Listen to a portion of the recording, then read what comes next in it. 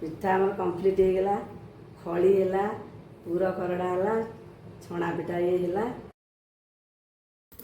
नड़िया मुझे नान मान पिठा करी छणा पिठा सुजी रे खड़ी खड़ी चकटा हो नड़िया खरड़ा हम चीनी कि गुड़ दे कपूर मरीच पड़ो गुजराती पड़ो पुर हम पुर हो पिठारे दिखाई से छणा मंडा हम नान मान पिठा कहते छणा मंडा कहते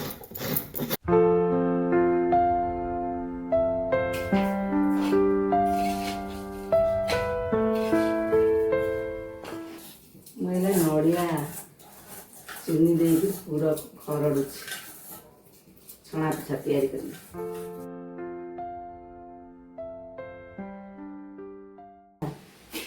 चीनी रे कर ना गुड़ रे कर जहाँ पूरा दे पकड़ मिठा खरड़ी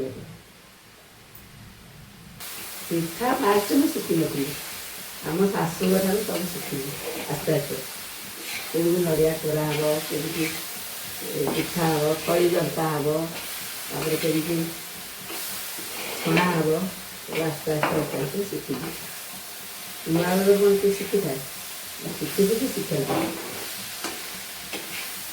आगे फास्ट बाजे भय लगे शिखीगले है भूल भाल हम तापर शिखिले कलर टे ब्राउन हो आसले नड़िया तापर जो पानी अंश थी से मरीज तापर तुमटा पूरा होगला भी जान नड़िया पूरा होगला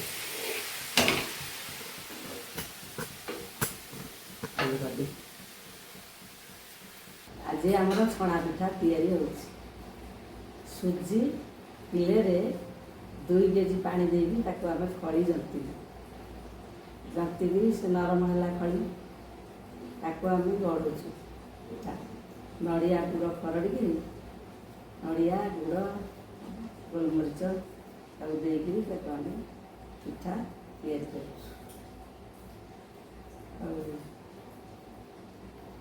एमती आगे खोल कर पिठा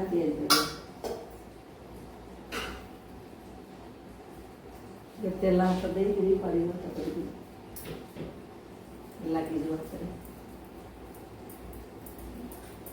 या आगे खोल कर खड़ी जंतर खोल कर मझे जो खोल है मध्य पुर दिया नड़िया गुड़ छेना देखो से पुर दे पारे आस्ते आस्ते मोड़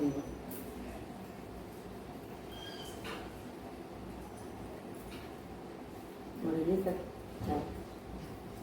ना हूँ मंडा पिठा मंडा छणा मंडा नान मान कहती काकरा कहती पिठा कर छणा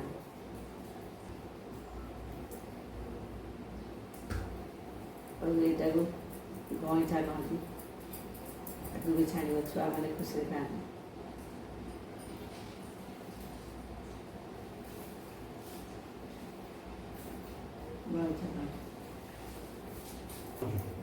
यहाँ गोटे खोल कर गोल मंडा यहाँ लंबा करंजी आना करंजी कुंच कुंच कले सुंदर देखा जाए पिला माने खुशी खाते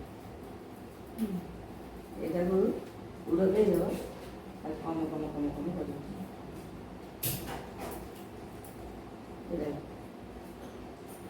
आगे कौन कर भांगी दब भांगिकी कम कम कर बहुत सुंदर देखा जाए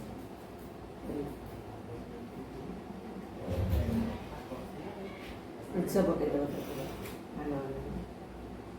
बढ़िया देखा जाए पिला माने खुशी खाते आ गोटे आज पूरी टाइप दीटा कर काकरा भाया पूरी कर चारिपट जा कम कर खोल कर दीटा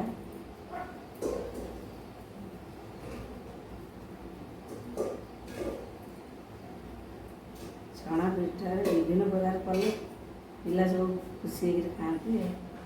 ଏମିତି ଗୋଟେ କଲ ପୁଣି ଆଉ ଗୋଟେ ଥର କରିବ, ଆଉ ଗୋଟେ ଥର କରିବ, ତାକୁ ଗୋଲ କରିକି ପୁଣି କାକରା ଭଳିଆ କରିବ, ଚପରା ପୁରୀ ଭଳିଆ।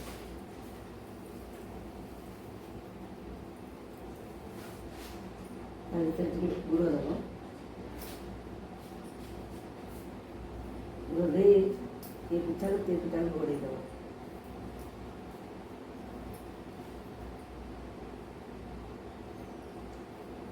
ଘୋଡ଼େଇକିରି ବନ୍ଦ କରିଦେଲେ ତେଲରେ ଆଉ ପୁରା ପଶିବନି, ଏମିତି ମୋଡ଼ି ଦେବ ଚାରିପଟେ, କାହିଁକିନା ପୁରୀ କହନ୍ତି, ପୁର ଦିଆ ପୁରୀ।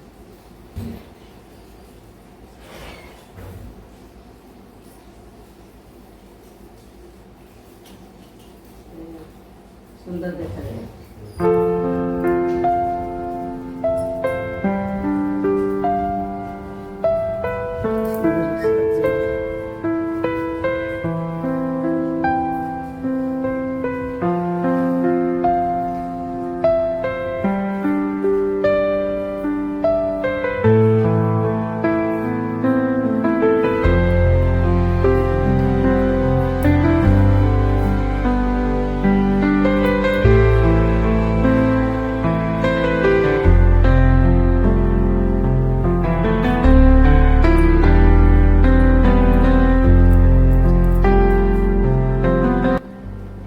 ଏଇଟା ଗଜମଣ୍ଡା କହନ୍ତି ଏଇଟା।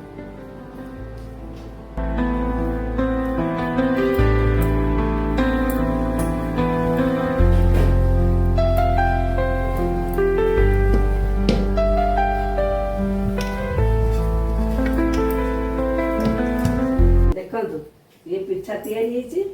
ତାପରେ ଆମେ ବର୍ତ୍ତମାନ ତାକୁ ତେଲ କଡ଼େଇ ବସିଛି, ତେଲ କଡ଼େଇରେ ଆମେ ଆକୁ ଛାଣିବୁ, ପିଠା ପକେଇବୁ ପିଠା। ତାପରେ ବି ଆମେ ଯଦି ସିଝା ମଣ୍ଡା କରିବାକୁ ଚାହିଁବା, ଚାଉଳ ଗୁଣ୍ଡ ବତୁରେଇକି ଚାଉଳ ତାକୁ ନଡ଼ିଆ ପୁର କିମ୍ବା ମୁଗ ଆଳୁ ଫଳ ପକେଇକିରି ତାକୁ ସିଝେଇକିରି ବିଭିନ୍ନ ପ୍ରକାର ପୁର ଦେଇକିରି ମୁଗ ମଣ୍ଡା ପୁର କରିପାରିବା, ନଡ଼ିଆ ପୁର କରିପାରିବା।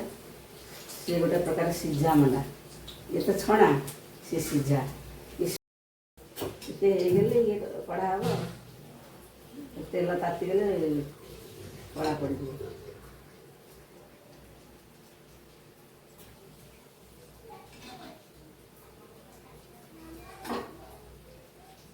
ଏଇଟା ହେଉଛି ସାଧା କାକରା।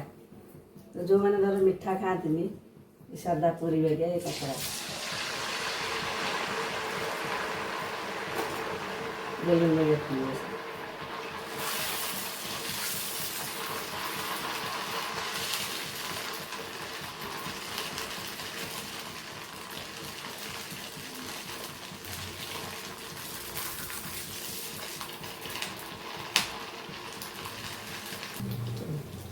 ଫୁଲିଲା।